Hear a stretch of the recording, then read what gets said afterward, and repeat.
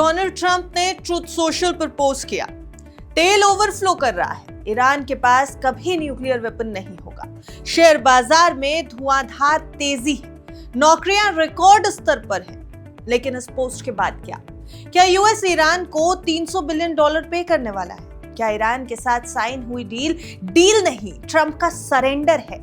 इस middle east युद्ध में कौन जीता, कौन हारा और क्यों कहा जा रहा है इसे वर्साई एग्रीमेंट? ये कई सवाल हैं जिनको आज इस वीडियो में एड्रेस करेंगे और साथ ही आपको ये बताएंगे कि ये वर्साई एग्रीमेंट जो हुआ, यानी यूएस और ईरान के बीच में जो डील पैक्ट साइन हो गया, उसके एमओयू में ऐसा क्या लिखा है कि ये इंडिकेट कर रहा है कि डोनाल्ड ट्रंप ने ईरान के आगे सरेंडर किया है।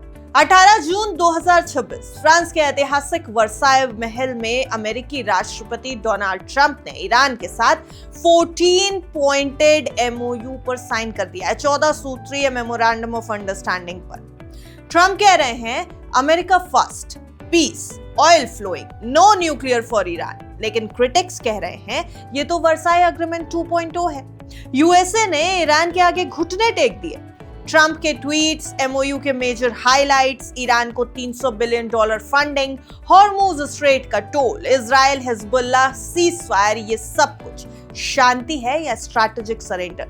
चलिए स्टेप बाय स्टेप इसको समझते हैं। ट्रंप का पहला message, oil is flowing, Iran can never have a nuclear weapon, stock market soaring, jobs at records, you welcome. दूसरा post, there is no $300 billion payment to Iran, fake news, Democrat propaganda. तीसरा post, we are committed to peace, complete ceasefire including Lebanon, Hezbollah and Israel. यानी Trump victory declare कर रहे हैं, लेकिन reports कुछ और ही कहानी बता रही है। जो एमओयू यूएस ईरान ने साइन किया उसके पॉइंट 6 में साफ लिखा है, अमेरिका रीजन पार्टनर्स के साथ मिलकर ईरान के रिकंस्ट्रक्शन और इकोनॉमिक डेवलपमेंट के लिए कम से कम $300 अरब यानी लगभग 25 लाख करोड़ रुपए की योजना तैयार करेगा। अब ट्रंप और जेडी वैंस कह रहे हैं यूएस टैक्स पेयर्स का पैसा नहीं जाएगा, रीजनल कंट्रीज और प्राइवेट इन्वेस्टर्स देंगे। कई रिपोर्ट्स की माने तो एमओयू के 5th पॉइंट में ईरान को कानूनी लूप होल भी मिल गया। 60 दिनों के बाद ईरान ओमान के साथ मिलकर हॉर्मुज स्ट्रेट में नेविगेशन सर्विसेज या फिर टोल वसूल सकता है। अब आप सोचिए, दुनिया का 20% तेल इसी रास्ते से गुजरता है। ट्रंप कहते थे टोल फ्री रहेगा, लेकिन अब ईरान शिपिंग पर टैक्स लगा सकता है। यह ईरान की एक बड़ी इकोनॉमिक विक्ट्री है, यानी आर्थिक जीत। वहीं दूसरी तरफ डोनाल्ड ट्रंप ने कहा अगर दूसरे देशों के पास बैलिस्टिक मिसाइल्स हैं तो ईरान को भी एक लिमिटेड नंबर में, सीमित संख्या में रखने का अधिकार होना चाहिए। इजराइल को लेबनान पर हमले भी रोकने होंगे। Hezbollah Israel ceasefire, US naval sanctions में रिलैक्सेशन, ईरान की फ्रोजन एसेट रिलीज, ये सब कुछ ईरान के फेवर में जाते हुए पॉइंट्स हैं जो इस एमओयू में साफ तौर पर लिखे गए हैं।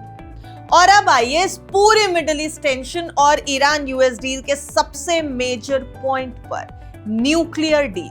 ईरान यूरेनियम डाउनब्लेंड करेगा, लेकिन फुल न्यूक्लियर प्रोग्राम पर परमानेंट रेस्ट्रिक्शंस नहीं लगे।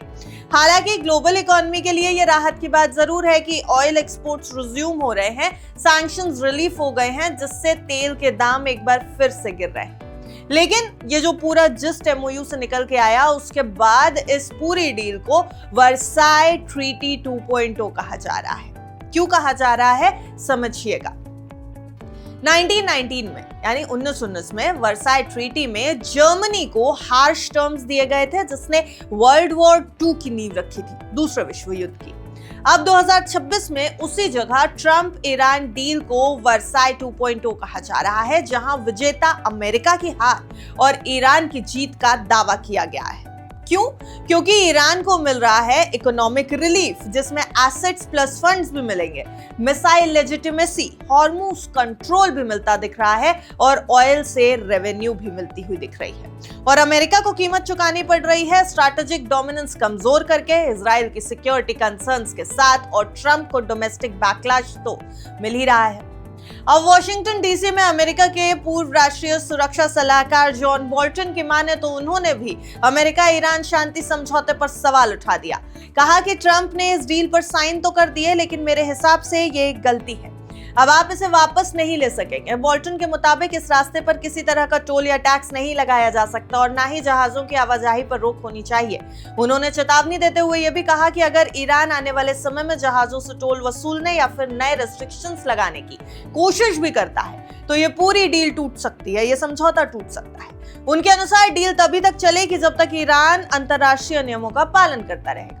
Mr. Bolton, just last question, sir.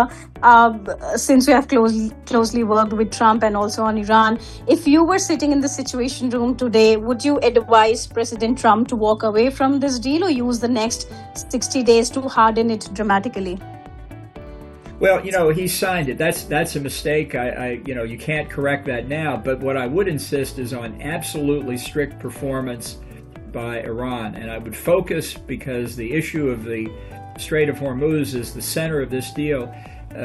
I would focus on Iran meeting its international legal obligations. A lot of people like to take that as the standard, and the Strait of Hormuz is an international waterway, and that means whether you're a party to the Law of the Sea Treaty or not, there is a right of innocent passage through the strait for all commercial vessels. That means no tolls, no restrictions, there's no exercise of sovereignty over that right of innocent passage, not by Iran, not by Oman, not by any of the littoral states of the Gulf. And if Iran varies from that conduct, which was the kind of conduct all the Gulf nations engaged in before the war, then I think the deal's off. That's what I'd advise him.